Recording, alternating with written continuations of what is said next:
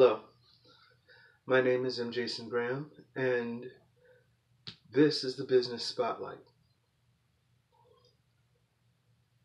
Today we're talking about mission versus vision, and it is a subject that, so originally this is going to be about your mission statement versus your business vision statement for your business.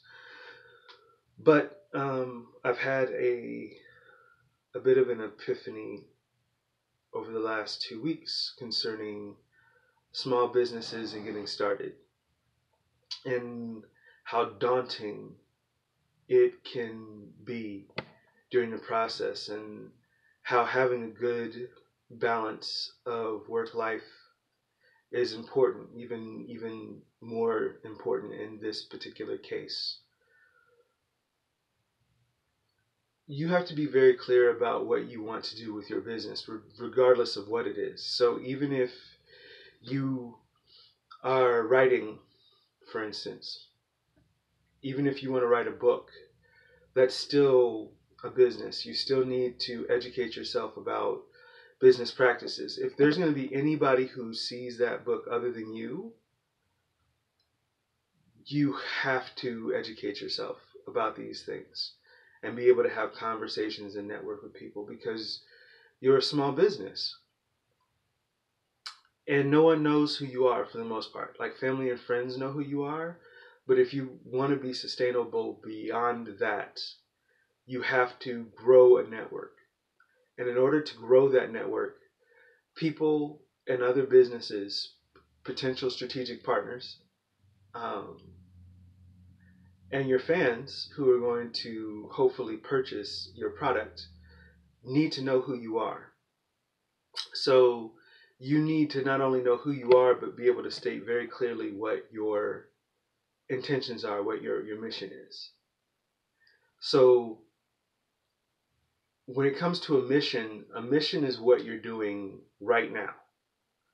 A mission is your objectives, your goals and objectives right now, what you're trying to do to get toward those goals.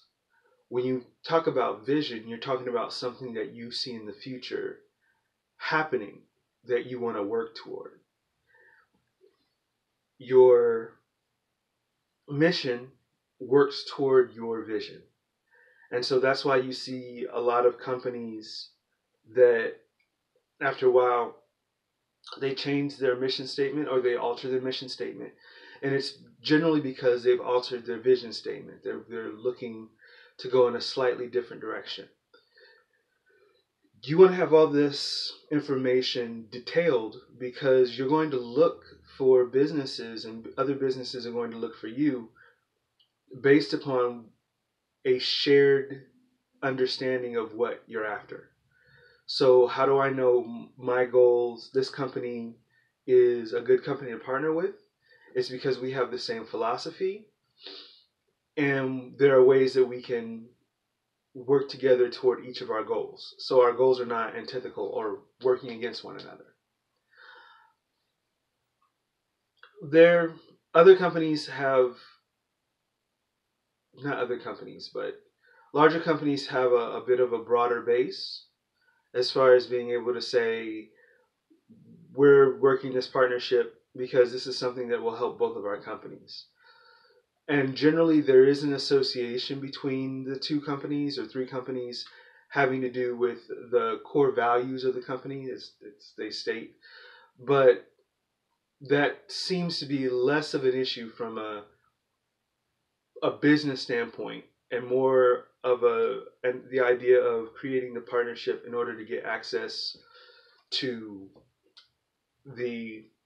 their fan base or their database or their customer base, which smaller companies do that too. I mean, it's just a way of broadening and spreading. But because you're an independent company, it's even more important that you do that. So it's even more important that you be clear and transparent about what you're looking for and who you are. Emphasis on who you are.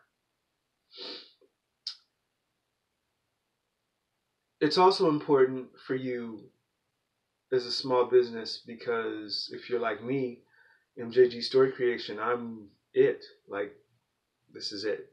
It's just me. And so having to juggle everything that I'm juggling in order to keep my business going, it can be very daunting to try to maintain a healthy work-life balance because there is a lot of